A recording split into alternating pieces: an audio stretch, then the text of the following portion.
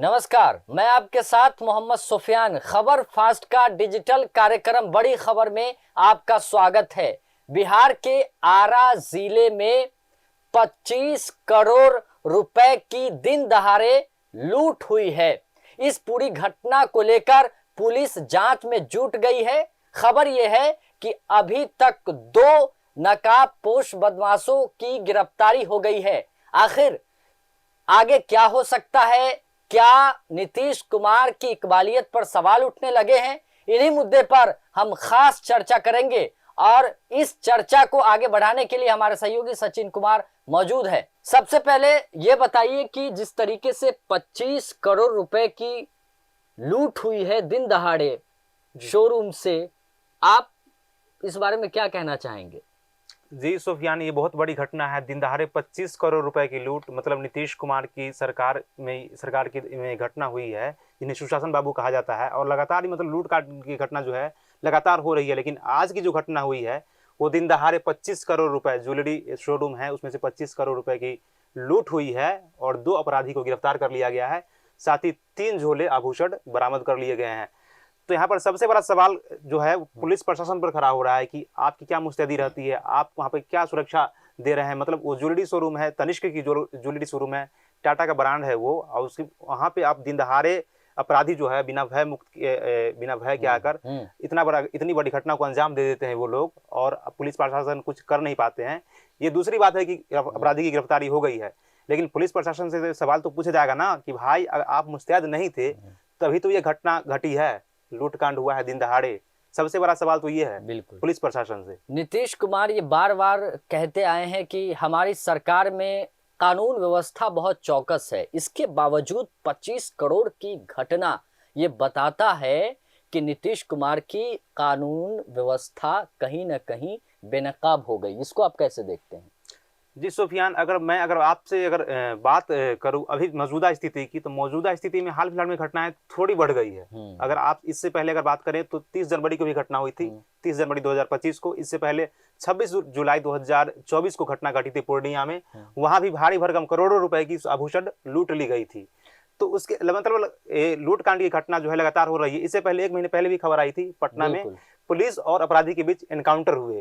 तो उस मतलब जो अभी जो वारदात की जो घटना है वो लगातार हो रही है, और सवालिया निशान पुलिस पर खड़े हो रहे हैं, नीतीश कुमार पर खड़े हो रहे हैं, उनके जो पुलिस प्रशासन है उन पर खड़े हो रहे हैं कि भाई आप क्या कर रहे हैं। आपके होते हुए नीतीश कुमार जिन्हें सुशासन बाबू कहा जाता था, उन पर भी अब सवाल खड़े होने लगे हैं।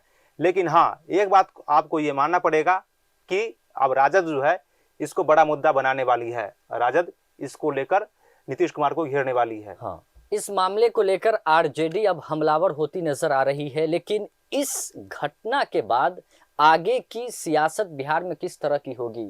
क्या असर पड़ेगा इस घटना के बाद? जी सुफियान, मैंने बताया अभी से 6 महीने बाद चुनाव है और राजद पूरी ताक में बैठी हुई है कि भाई मुझे मुद्दा मिल जाए, और उन्हें आज एक मुद्दा मिल गया है। राजद को आज एक मुद्दा मिल गया, और इस पर जाहिर सी बात है कि तेजस्वी यादव हो, राजद हो, तमाम वो हो, प्रशांत किशोर हो, इस पर अब राजनीति करने वाले हैं, नीतीश कुमार से सवाल दागने वाले हैं। क्योंकि 25 करोड़ रुपए छोटी मोटी रकम नहीं है, बहुत बड़ी रकम है ये। और 25 करोड़ की लूट मतलब सीधे सीधे आपकी सुरक्षा पर सवाल खड़े करती है कि आपकी पुलिस क्या कर रही थी वहां पर। दिन दहाड़े अपराधी जो है नकाब पहनकर शोरूम में घुस जाते हैं। और ये दूसरी बात है कि आप सीसीटीवी के आधार पर अपराधी को पकड़ सकते हैं, उन पर कार्रवाई कर सकते हैं, उनको जेल भेज सकते हैं, ये दूसरी बात है। लेकिन लगातार जो घटनाएं हो रही है ये कहीं ना कहीं सवालिया निशान खड़े करती है पुलिस पे, प्रशासन पे, नीतीश कुमार के पुलिस प्रशासन। बिल्कुल, नीतीश कुमार ये भी दावा करते हैं कि जब से बिहार में हमारी सरकार बनी है तब से अपराधियों पर नकेल कसने का काम किया गया है। आज जिस तरीके से 25 करोड़ की दिन दहाड़े लूट हुई है, ये दरअसल ये भी बताने की कोशिश कर रही है कि नीतीश कुमार की पुलिसिया व्यवस्था न सिर्फ बेनकाब हो गई है, बल्कि नीतीश कुमार की इकबालियत, खासतौर पर सियासी वजूद पर, प्रशासनिक व्यवस्था पर तो सवाल उठ ही रहे हैं। लेकिन आगे नीतीश कुमार इस पूरे मामले पर क्या कर सकते हैं? क्योंकि एक तरफ कानून व्यवस्था को बचाना सबसे बड़ी चुनौती है, जनता के सामने ये बताना। दूसरी तरफ क्या आरजेडी इस मुद्दे के बहाने आगे की राजनीति को धार दे सकती है? आपकी इस पर क्या राय है? देखिए सुफियान, मैं एक बात आपको बताना चाहता हूँ कि अगर नीतीश कुमार अगर सत्ता में आए हैं, उनकी अगर सरकार बनी है, तो उसकी सबसे बड़ी वजह है राजद की सरकार जब थी 2000 में, उससे पहले 1900 के हाँ, दशक में। तो बिल्कुल। उस समय बड़ी लूटकांड होती थी, बड़े बड़े अपराधियों जो है घटना को अंजाम दे देते थे। मतलब लोग जो है शाम 5 बजे के बाद घर से निकल नहीं पाते थे। तो नीतीश कुमार के आने के बाद इस पर रोकथाम लगी, तो इस पर रोक लगी, इस घटनाएं जो हो रही थी इस पर रोक लगी। लेकिन आप उस दौर को याद करते हुए कब तक बच सकेंगे? ये इसमें कोई दो राय नहीं कि आज से 20 साल पहले बिहार में जंगल राज था, और वहां पर दिन दहाड़े अपराधी जो है मतलब जो मन वो कर देते थे। शोरूम हो, पैसे हो, दिन दहाड़े कुछ भी सड़क पे लूट लेते थे। लेकिन आज आपको सत्ता में आए हुए 20 साल हो गए हैं। नीतीश कुमार लगभग 20 साल से सत्ता में है, उनकी सरकार है, खुद वो मुख्यमंत्री है। लेकिन आप कब तक बचते रहेंगे? क्योंकि लगातार घटनाएं लगातार हो रही है। बिल्कुल बिल्कुल।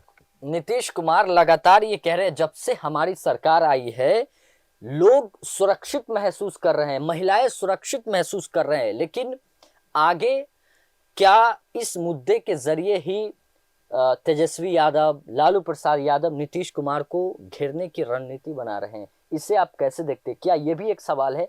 क्या कानून व्यवस्था बिहार में सबसे बड़ा मुद्दा है इस वक्त? जी सुफियान, सिर्फ बिहार नहीं, अगर भारत के कोई भी राज्य की बात करें तो सुरक्षा एक बहुत बड़ा मुद्दा है। और लोगों को अल्टीमेटली क्या चाहिए? सुरक्षा, खाद्य, पानी, कपड़ा, मकान सरकार से यही चाहिए, शिक्षा चाहिए। लेकिन उसमें से अगर सबसे बड़ी कोई चीज है तो वो सुरक्षा है। क्योंकि अगर लोग सुरक्षित ही नहीं रहेंगे तो आप सरकार किसको अपनी सेवा देगी? सरकार जो योजनाएं बनाती है उसका लाभ कौन उठा पाएगा? लेकिन वही सबसे मैंने जो आपको बताया, सबसे बड़ा जो मुद्दा है वो सुरक्षा का है। लोग अगर सुरक्षित नहीं रहेंगे तो जाहिर सी बात है कि लोग सरकार के खिलाफ सड़क पे उतरेंगे, सरकार के खिलाफ नाराजगी बढ़ेगी। तो नीतीश कुमार के सामने ये चुनौती अब है कि उनको लोगों को फिर से भरोसा दिलाना होगा कि हाँ, ये जो घटनाएं हुई है ये अब नहीं होगी, आप लोगों की सुरक्षा जो है हम सुनिश्चित करेंगे। लेकिन इससे पहले भी मुजफ्फरपुर में बहुत बड़ी घटना हुई थी लूटकांड को लेकर। हत्याएं लगातार हो रही है, मुजफ्फरपुर हो, समस्तीपुर हो, दरभंगा हो। पिछले कई महीनों से और 1-2 सालों में बहुत सारी न सिर्फ लूटकांड की घटनाएं सामने आई है बल्कि हत्या को लेकर भी तमाम तरह की घटनाएं सामने आई है।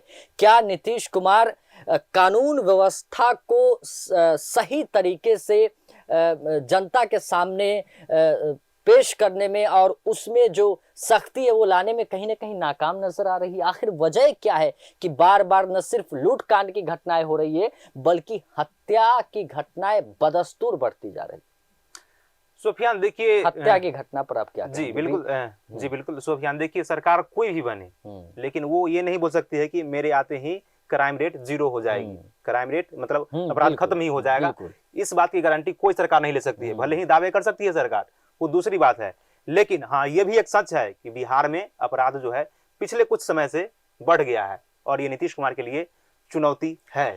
अच्छा, ये दर्शकों को समझाइए कि तेजस्वी यादव इस मुद्दे को लेकर नीतीश कुमार को अगर घेरेंगे तो उनकी रणनीति क्या रहेगी? रणनीति कैसे वो रणनीति बनाएंगे? कुछ आपको अगर बताना चाहेंगे, आपकी इस पर कुछ राय हो तो। रणनीति क्या, इसमें तो वो रोज घेर रहे हैं उसको, क्योंकि 6 महीने बाद चुनाव आने वाले हैं। सब सारे नेता जो है एक्टिव हो चुके हैं। वो रणनीति क्या, तो फिर प्रशांत किशोर का इसमें रोल क्या रहेगा? प्रशांत किशोर तो राजा से ज्यादा हमलावर तो प्रशांत किशोर हैं। वो तो खुद बोल चुके हैं, नीतीश कुमार आप थक चुके हैं, उनसे कानून व्यवस्था नहीं संभल रहा है बिहार का, उनको इस्तीफा दे देना चाहिए। उन्होंने यहाँ तक कह दिया।